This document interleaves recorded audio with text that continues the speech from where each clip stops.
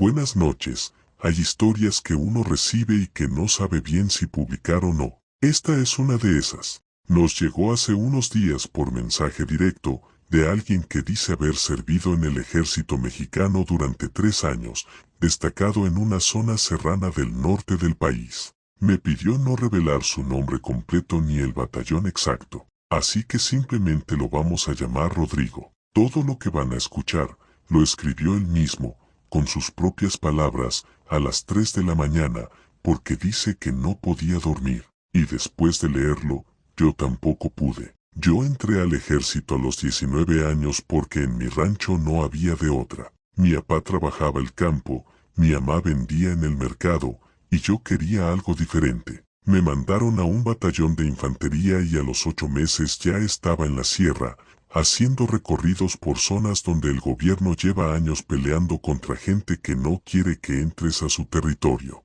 No les voy a decir exactamente dónde era. Lo que sí les puedo decir es que era un cerro de esos que se ven en los mapas con nombres raros, donde las veredas no aparecen en ningún GPS y donde la señal del radio se corta cada que el viento cambia de dirección. Una zona brava, de esas donde la naturaleza ya se ve diferente, como si el monte estuviera vivo y te estuviera mirando. Mi primer año fue duro pero llevadero. Aprendí a caminar en la oscuridad, a escuchar los sonidos del monte sin asustarme, a distinguir qué animal era el que se movía entre los arbustos. Te acostumbras, o eso crees. Lo que les voy a contar pasó durante una guardia nocturna en una pequeña base temporal que habíamos instalado en las faldas de un cerro. Éramos como 2 elementos. El teniente había bajado a coordinar con el mando regional y nos dejó al sargento Heredia al frente. Esa noche nos tocó guardia por turnos, 2 soldados cada 4 horas,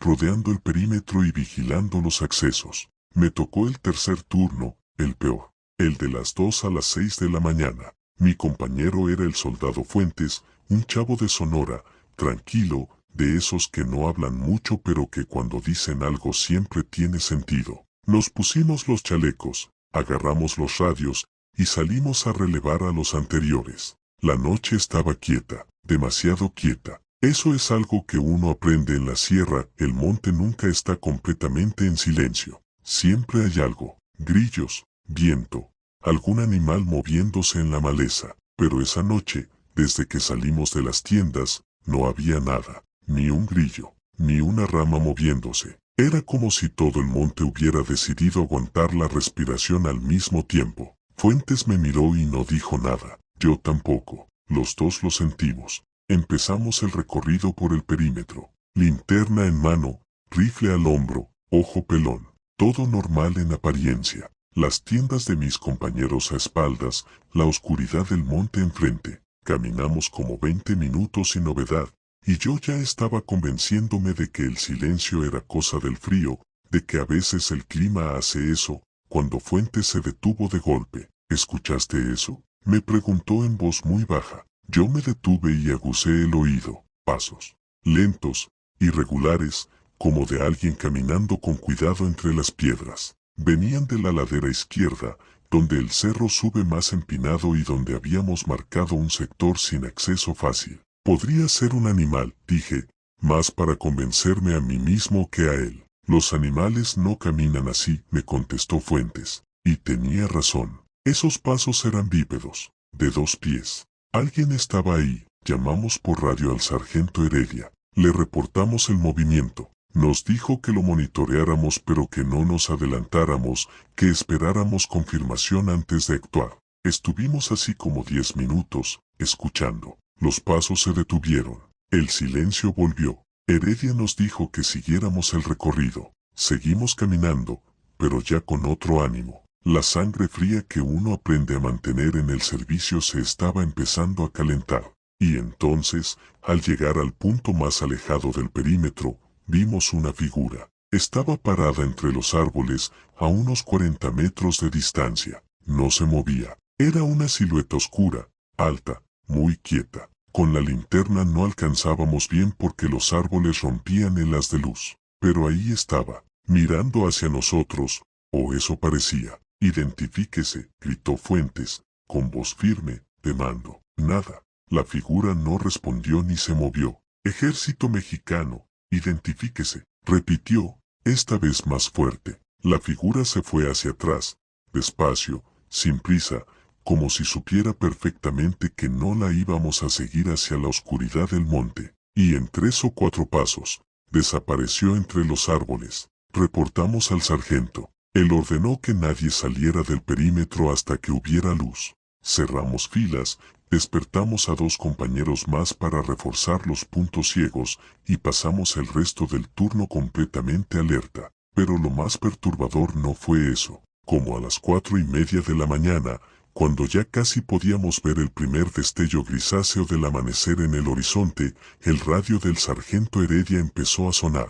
No era una transmisión normal. Era estática, mucha estática, y después, entre el ruido blanco, una voz, distorsionada, pero perfectamente comprensible. Era la voz del soldado Garza. Garza era uno de los nuestros. Llevaba 4 meses con nosotros en ese batallón. Buen elemento, de Nuevo León. Callado, de confianza. Garza llevaba 11 días muerto. Lo habíamos perdido en un recorrido anterior, en una zona de riesgo. No fue en combate. Lo encontramos al fondo de una barranca. El parte oficial decía caída accidental. A nosotros nunca nos convencieron bien los detalles, pero así se cerró el caso. Y ahí estaba su voz, en el radio, a las 4:30 de la mañana, en la sierra donde lo habíamos perdido. Decía algo que ninguno de los que lo escuchamos ha podido olvidar. Lo sé porque después hablé con Fuentes, con el cabo Méndez y con el propio sargento Heredia,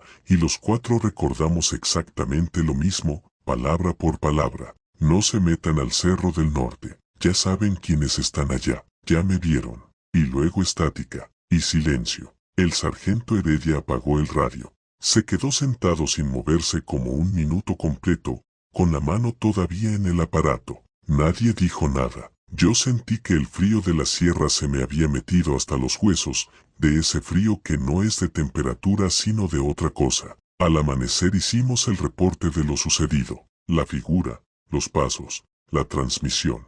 El teniente nos escuchó con cara de palo y dijo que seguramente fue interferencia, que las radios en la sierra capturan frecuencias de todo tipo, que probablemente fue una grabación vieja o una transmisión cruzada de otro pelotón. Nadie le discutió. Uno aprende en el ejército cuando es momento de hablar y cuando es momento de callarse. Pero 2 días después, sin que nadie hubiera dado una orden formal al respecto, el acceso al Cerro del Norte quedó marcado en los mapas internos como zona restringida, sin explicación escrita, sin memorándum. Solo una marca roja que apareció en el mapa de operaciones y que nadie preguntó de dónde salió. Pedí mi cambio de adscripción 3 semanas después. Me lo dieron sin problema, cosa rara porque normalmente te batallan.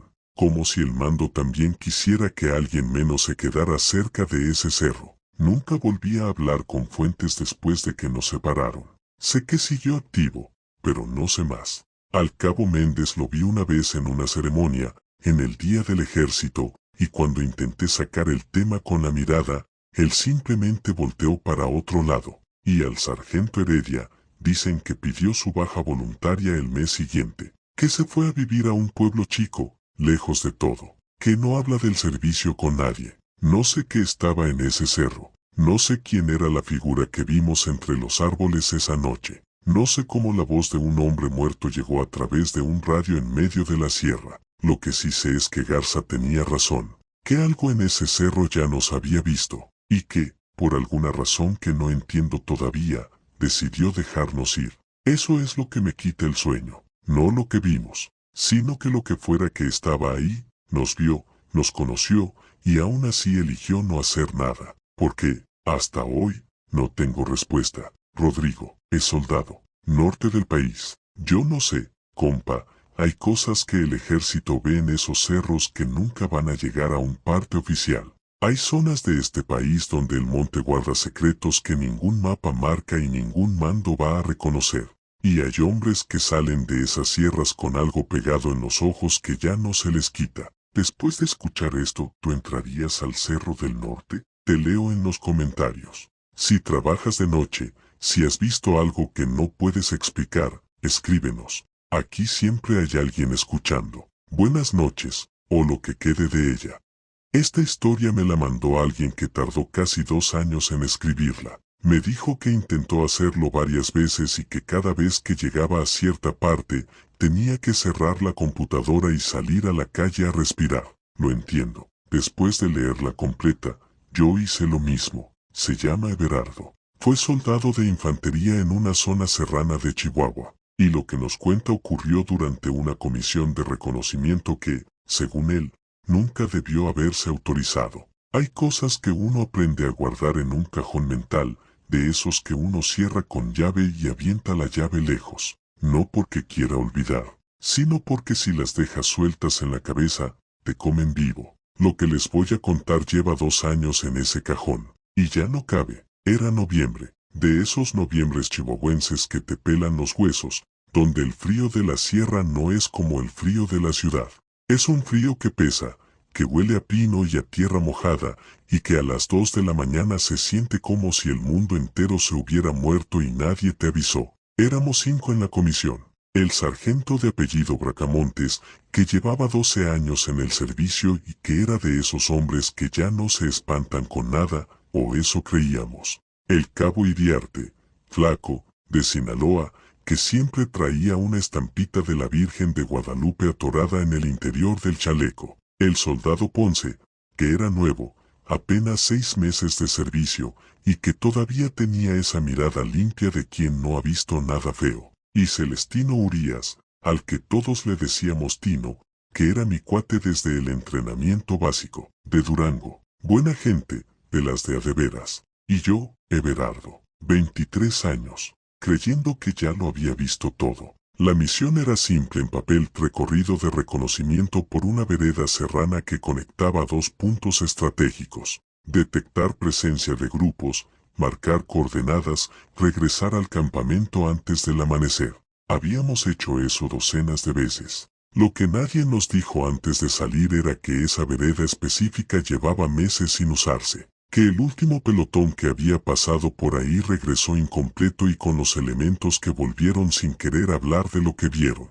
Eso lo supe después, mucho después. Salimos a las 11 de la noche. El cielo estaba despejado pero sin luna, de esos cielos serranos que tienen tantas estrellas que se ven casi blancos, pero que en tierra no te dan ni un gramo de luz útil. Linternas en modo restringido, paso silencioso, comunicación al mínimo. La primera hora fue normal. Monte cerrado, olor a tierra, el crujido de nuestras botas en las piedras, el viento moviéndose entre los pinos como agua. Todo en orden. Bracamontes iba al frente marcando el ritmo, yo cubría la retaguardia, Tino iba a mi lado izquierdo como siempre. Fue Tino el primero en notar algo. Me jaló del brazo, suave, y me señaló hacia el flanco derecho sin decir nada. Me quedé quieto y miré hacia donde apuntaba. Entre los árboles, a una distancia difícil de calcular en esa oscuridad, había una luz, chiquita, tenue, anaranjada,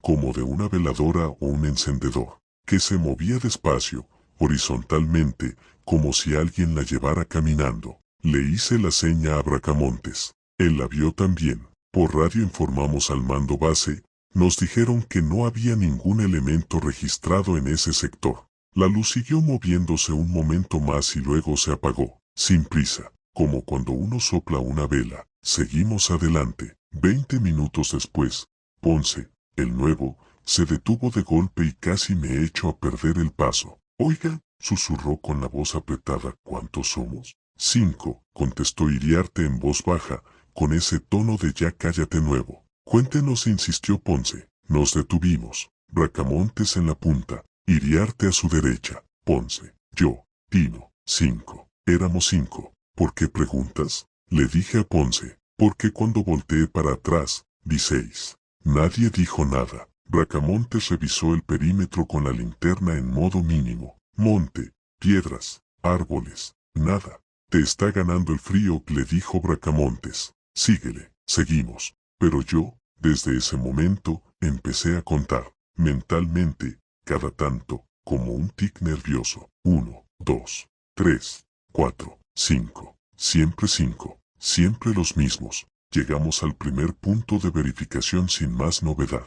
Marcamos coordenadas, descansamos 10 minutos, agua y silencio. Tino se sentó a mi lado y me ofreció un tamarindo de esos que siempre traía en la bolsa del chaleco. Me lo quedé viendo raro porque era un gesto muy normal en un momento que ya no se sentía normal para nada. ¿Estás bien?, le pregunté en voz muy baja. Me miró y me sonrió de ese modo suyo, tranquilo, de rancho, de los que no necesitan decir mucho. Simón, me dijo, ya merito acabamos, y seguimos. Lo que pasó en el tramo final del recorrido es lo que me ha costado 2 años poner en palabras. Estábamos como a 40 minutos del campamento, ya en la bajada del cerro, cuando el radio de Bracamontes escupió una transmisión del mando base. Nos ordenaban detenernos y confirmar la composición del grupo. Bracamontes respondió, 5 elementos, todos en orden. Del otro lado hubo una pausa larga, luego una voz distinta,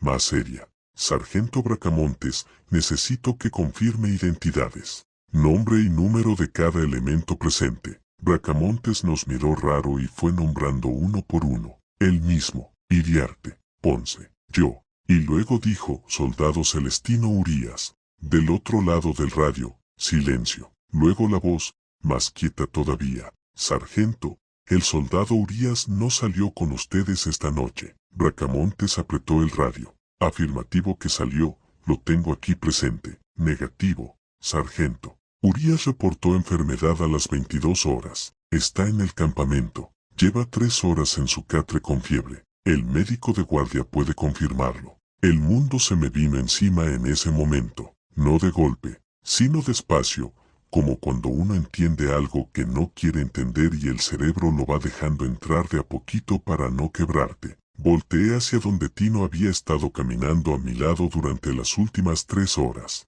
No había nadie. No había nadie a mi izquierda. No había nadie 2 pasos atrás. No había nadie entre los árboles. Y sin embargo, lo había sentido ahí. Había escuchado sus pasos. Había recibido el pinche tamarindo de sus manos. Todavía lo traía en la bolsa. Iriarte estaba blanco como papel de baño. Ponce tenía los ojos tan abiertos que parecían a punto de caérsele. Bracamontes no se movía, con el radio todavía en la mano, mirando el espacio vacío donde segundos antes todos habíamos asumido que caminaba Tino. Regresen al campamento, dijo la voz del radio. Inmediatamente. No hubo orden que se cumpliera más rápido en toda la historia de ese batallón. Llegamos en silencio. Caminamos rápido pero nadie corrió porque en la sierra uno aprende que correr de noche es la forma más segura de quebrarse una pierna o caer por una barranca. Pero íbamos tensos, pegados, sin separarnos ni medio metro. Al entrar al campamento, lo primero que vi fue a Tino, envuelto en una cobija, sentado afuera de su tienda con una taza de algo caliente, con cara de enfermo de verdad, ojos vidriosos, nariz roja del frío. Me miró cuando llegué y me dijo con voz ronca, ¿cómo les fue, carnal? Yo no pude contestarle nada, nada. Me quedé parado frente a él como idiota, mirándolo, buscando en su cara alguna señal de algo que no sé ni qué era lo que buscaba. Le mostré el tamarindo. Él lo miró, luego me miró a mí. Yo no te di eso, me dijo despacio. Llevo horas aquí, ni salí. Lo sé, Tino, lo sé. El médico de guardia confirmó que Tino llevaba desde las 10 de la noche con fiebre de casi 39, que nunca había salido del campamento, que 3 soldados lo habían visto ahí durante toda la noche. Bracamontes escribió el reporte oficial esa misma madrugada. No sé exactamente qué puso. Lo que sí sé es que cuando pregunté al día siguiente si podía leerlo,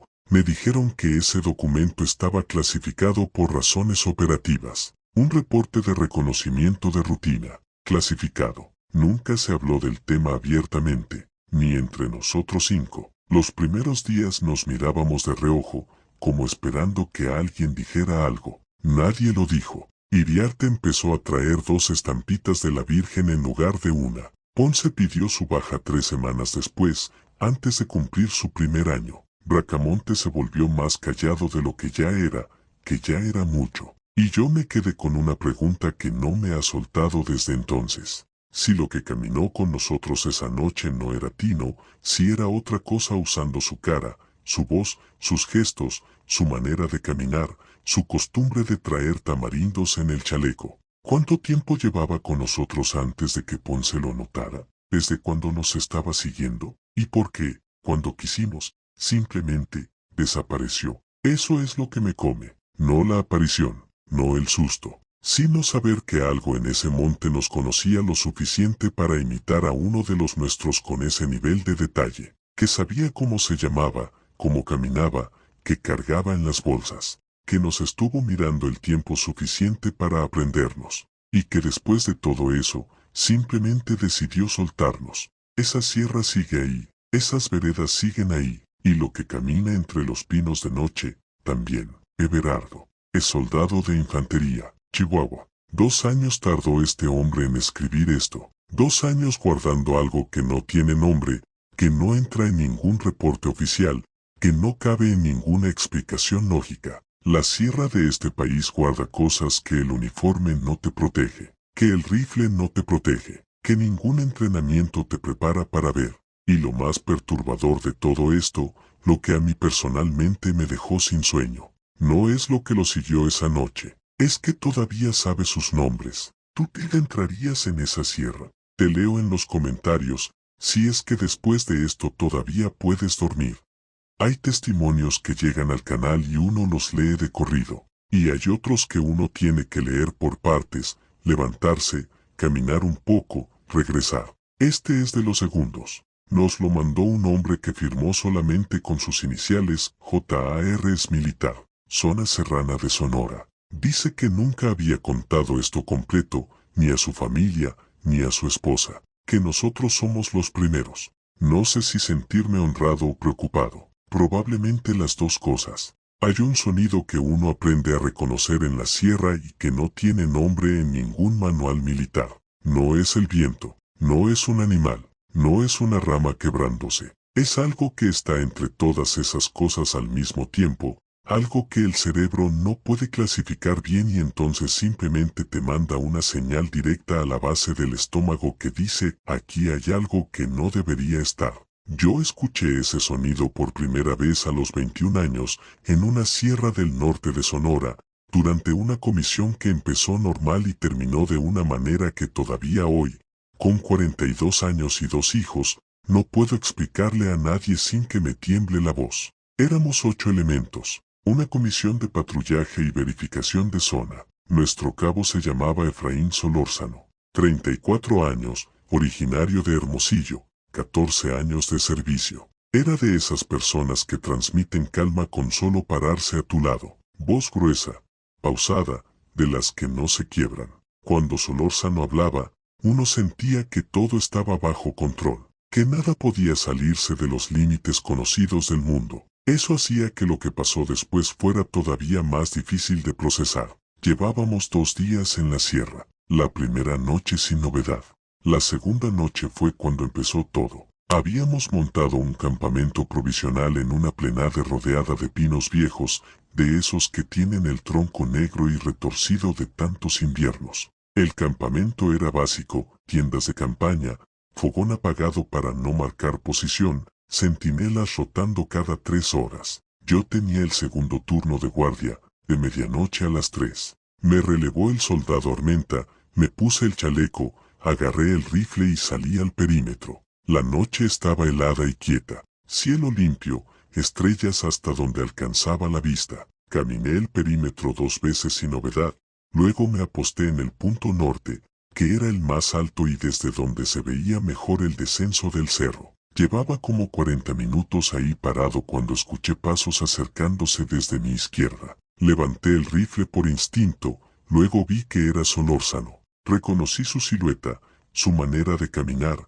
ese paso firme y parejo que tenía siempre. Traía el radio colgado en el chaleco y las manos metidas en los bolsillos del pantalón, cosa que me pareció rara porque en guardia nocturna uno siempre trae las manos libres. Cabo, lo saludé en voz baja. Se detuvo a unos 6 metros de mí. No contestó de inmediato. ¿Novedad?, preguntó al fin. Su voz sonaba diferente. No diferente como cuando alguien está resfriado o cansado. Diferente de una manera que no supe definir en ese momento. Como si alguien hubiera grabado su voz y la estuviera reproduciendo un poco fuera de tiempo. Una fracción de segundo de retraso entre el movimiento de su boca y el sonido. Tampoco que no estaba seguro de si lo estaba imaginando. Sin novedad, cabo, contesté. Asintió.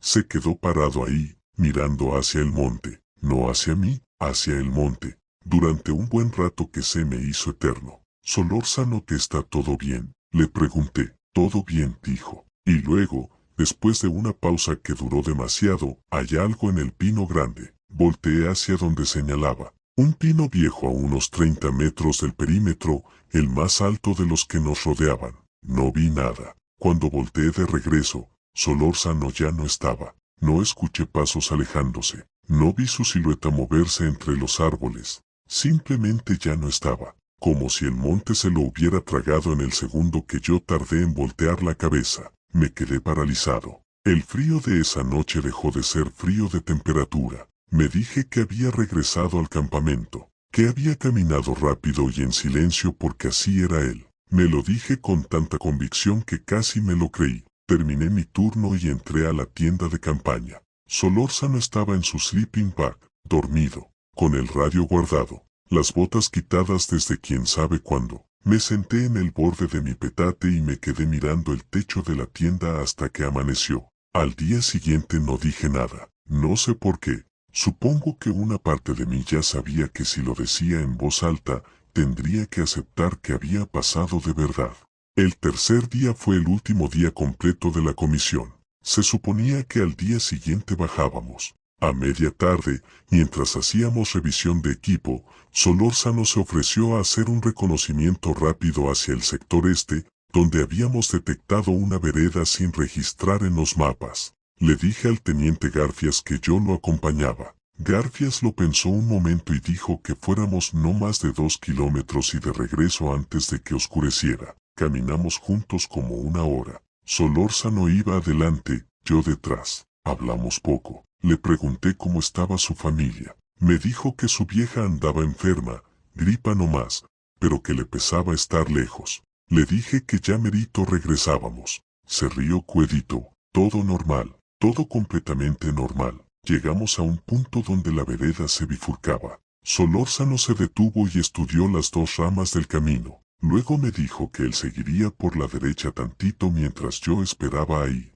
que no me tardaba. Le dije que no era protocolo separarse. Me miró, y me dijo algo que no he podido sacarme de la cabeza desde entonces. Ya sé lo que viste anoche, Jota. No me preguntes cómo lo sé, pero quédate aquí, no me sigas. Y se fue por la vereda derecha. Esperé. 10 minutos. 20. 30. Solórzano no regresó. Llamé por radio al campamento. Mandaron a 3 elementos a apoyarme. Buscamos hasta que la oscuridad nos obligó a parar. Encontramos a Solórzano al día siguiente, con luz de mañana. Estaba al fondo de una barranca, a 400 metros de donde nos habíamos separado. Había caído. El médico forense dijo después que el deceso había ocurrido entre 12 y 16 horas antes de que lo encontráramos. 12 a 16 horas. Yo lo había visto caminar. Lo había escuchado hablar. Me había dicho que su esposa tenía gripa. Se había reído de mi chiste.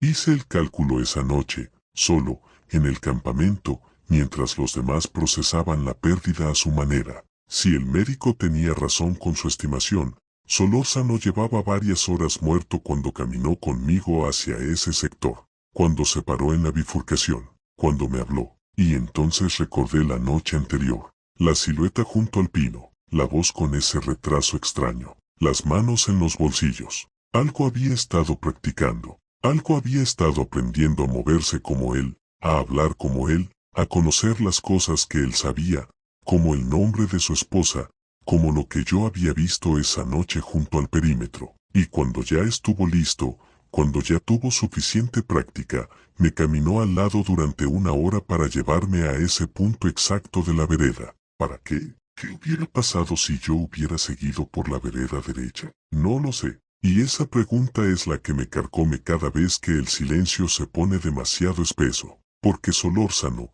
el verdadero Solórzano, sabía lo que había en esa vereda. Por eso me dijo que no lo siguiera. Por eso usó sus últimas palabras reales, las del día anterior, para advertirme sin decirme todo, porque sabía que si me lo decía completo, yo no le creería, o quizás porque ya sabía que algo lo estaba escuchando. Entregué mi baja voluntaria 4 meses después. No le di razones específicas al mando. Como les dices que algo en esa sierra se metió adentro de la forma de ser de tu cabo, lo estudió como estudiante aplicado, y después te usó de cebo para llevarte a un lugar donde no hay regreso. No hay formato para ese reporte. A la esposa de Solórzano la vi una vez, en el velorio. Mujer fuerte, de esas que lloran sin quebrarse. Me dio la mano y me dijo que Efraín siempre hablaba bien de mí, que le daba confianza saber que yo andaba cerca de él en las comisiones. No pude decirle nada. Apreté su mano y me callé todo. Hay una cosa más que nunca le conté a nadie. Esa noche, después de encontrar el cuerpo, cuando ya estábamos de regreso al campamento y el silencio era de ese tipo que aplasta, escuché algo entre los pinos. Una voz. La voz de Solórzano. Perfecta. Sin ese retraso extraño de la primera noche. Completamente afinada ya. Completamente lista. Decía mi nombre. Solamente mi nombre. Una vez. Tranquila, como si me llamara para algo sin importancia. No volteé. No sé de dónde saqué la fuerza para no voltear, pero algo en mí supo que si volteaba, si dejaba que mis ojos confirmaran lo que mis oídos estaban escuchando, algo en ese intercambio se volvía real de una manera diferente, de una manera sin regreso. Seguí caminando, los ojos al frente, los pies moviéndose, el monte enorme y oscuro a los lados, y la voz no volvió a llamarme. Llevo 20 años sin regresar a esa sierra,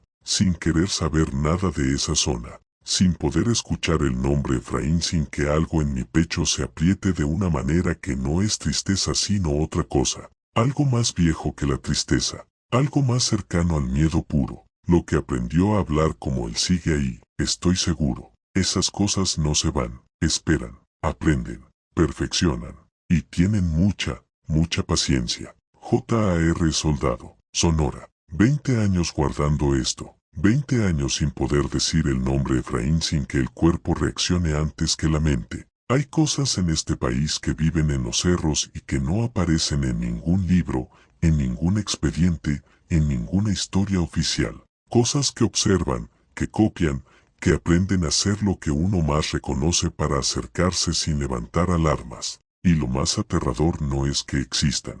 Es lo buenos que se han vuelto en esto. ¿Tú hubieras volteado? Yo honestamente no sé qué hubiera hecho. Te leo en los comentarios. Si puedes dormir después de esto. Esta historia no nos la mandó una persona. Nos la mandaron 13 soldados que estuvieron en la misma comisión, en la misma sierra, la misma noche. Los 3 escribieron por separado, sin coordinarse, sin saber que los otros también nos habían escrito. Y los 3 contaron exactamente lo mismo. Eso es lo que más me inquieta de todo esto. Uno se llama Braulio, o Troco. El tercero firmó como, el de Oaxaca, y no dio más datos. Los 3 coinciden en cada detalle, en cada hora, en cada palabra. Lo que van a leer es la versión compilada de los 3 testimonios. Donde divergen, lo digo. Donde coinciden, que es casi en todo, simplemente lo cuento. Ojalá no lo hubieran mandado. Ojalá no lo hubiera leído. Pero ya lo leí, y ahora ustedes también. La Sierra de Durango tiene zonas que los lugareños no pisan, no por el crimen organizado, que también, sino por algo más antiguo que todo eso, algo que los rancheros de por allá nombran en voz baja y de reojo, como si nombrarlo directo fuera una forma de invitarlo. Nosotros no sabíamos nada de eso cuando llegamos. Era una comisión de búsqueda. Un soldado había desaparecido 3 días antes durante un patrullaje rutinario. Se llamaba Isidro Contreras Mesa, 22 años, de Zacatecas. Llevaba 1 año en el batallón y según todos los que lo conocían era de los buenos, de los que no se distraen, de los que hacen las cosas bien. No era el tipo de elemento que se pierde por descuido. El radio de Isidro había transmitido una vez, 18 horas después de su desaparición. Solo 4 segundos de transmisión, sin palabras. Solo un sonido que el técnico de comunicaciones describió después como respiración, pero con algo mal en el ritmo.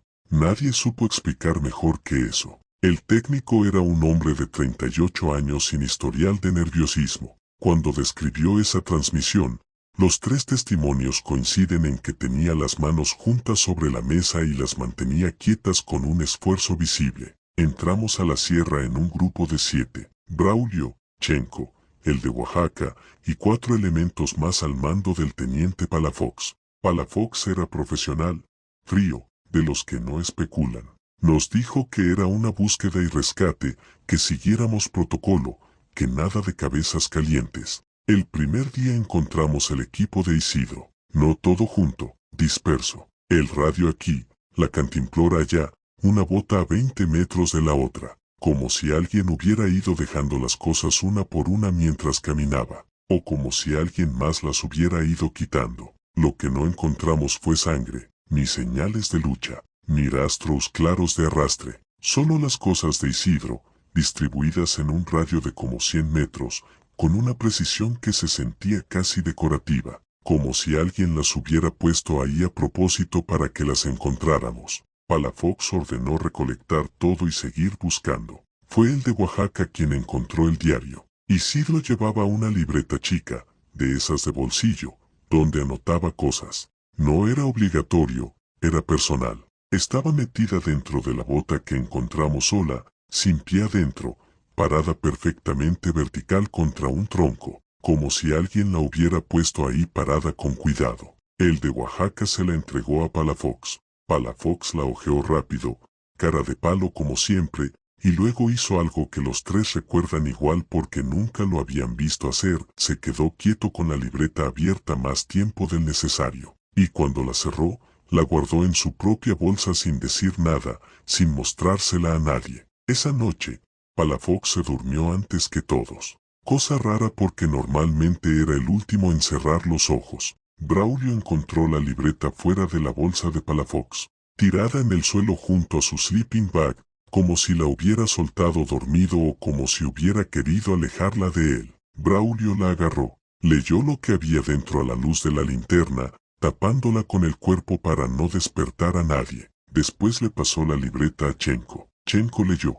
Se la pasó al de Oaxaca. El de Oaxaca leyó. Los tres dicen lo mismo sobre lo que sintieron al leerla. No fue miedo inmediato. Fue algo más lento. Algo que fue cayendo en capas, como cuando uno entiende un chiste malo varios segundos después y la risa no llega. Las primeras páginas eran normales. Fechas, coordenadas, notas de patrullaje, un par de anotaciones personales sobre su novia en Zacatecas, sobre lo que iba a hacer cuando terminara su servicio. Cosas de cualquier soldado. Las últimas 3 páginas eran diferentes. La letra cambiaba. Seguía siendo la de Isidro, reconocible, pero más apretada, más irregular, como escrita deprisa o con la mano temblando o con poca luz. La primera de esas páginas decía: lleva 2 noches siguiéndome. No lo veo directo pero sé que está ahí. Cuando me detengo, se detiene. Cuando camino, camina. Aprendió rápido a no pisar las ramas.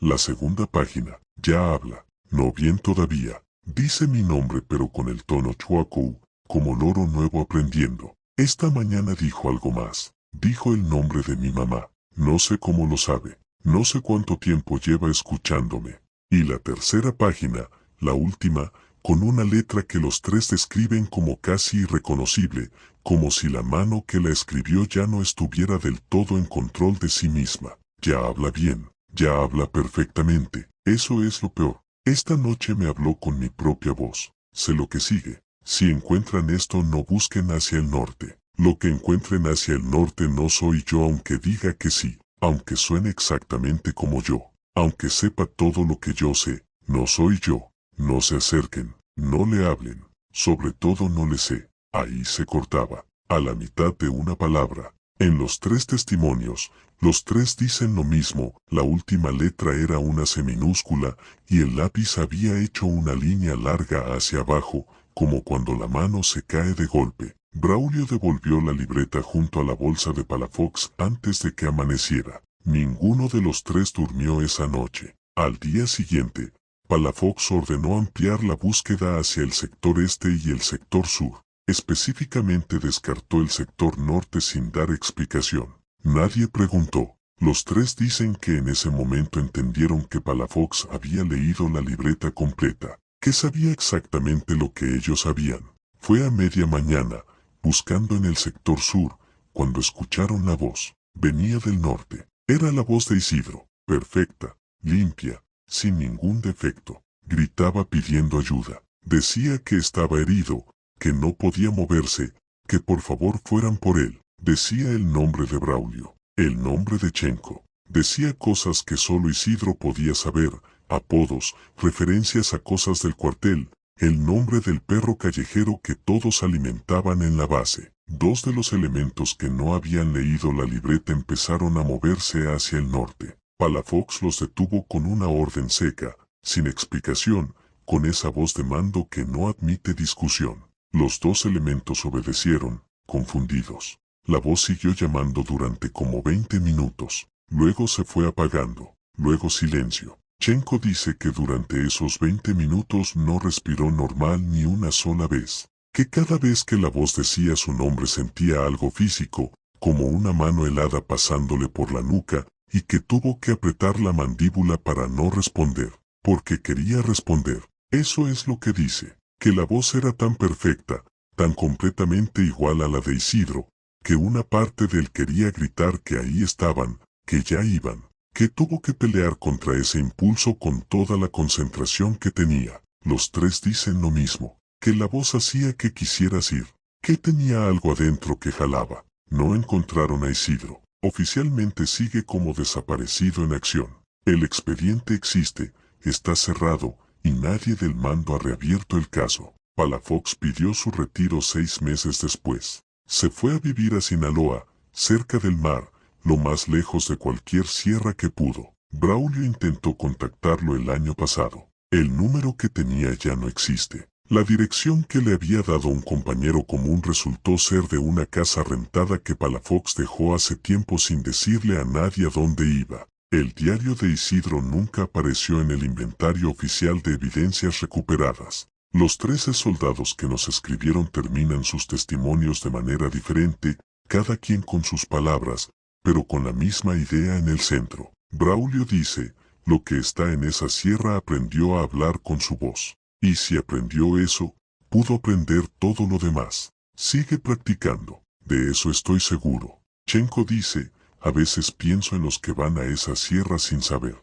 en los que escuchan una voz conocida viniendo del norte y no tienen razón para no seguirla. Y entonces dejo de pensar porque si no me vuelvo loco. El de Oaxaca dice solamente, Isidro nos advirtió. Hizo todo lo que pudo para avisarnos con el tiempo que le quedaba. Eso es lo que me quita el sueño, que supo lo que venía y aún así lo único que pudo hacer fue escribirlo y esperar que alguien lo encontrara a tiempo. Pregúntense cuánto tiempo tuvo para escribir eso. Pregúntense qué estaba pasando del otro lado de la libreta mientras él escribía. Yo me hice esa pregunta. Me arrepiento. Braulio, Chenko, el de Oaxaca, soldados, Durango. 3 hombres, 3 testimonios separados. Una sola historia. Isidro Contreras Mesa, 22 años, Zacatecas, desaparecido en una sierra de Durango. Lo que sea que está ahí aprendió a decir su nombre, el nombre de su mamá, los apodos de sus compañeros. Aprendió a llamarte con la voz de alguien que quieres encontrar. Y sigue en ese norte que Isidro, con el tiempo que le quedaba y la mano temblando, alcanzó a decirnos que no cruzáramos. ¿Cuántos habrán cruzado sin saber? Cuídense mucho. En serio. Y si alguna vez están en una sierra y escuchan su propio nombre en una voz que reconocen viniendo de donde no debería venir nadie, no volteen. Sobre todo, no respondan.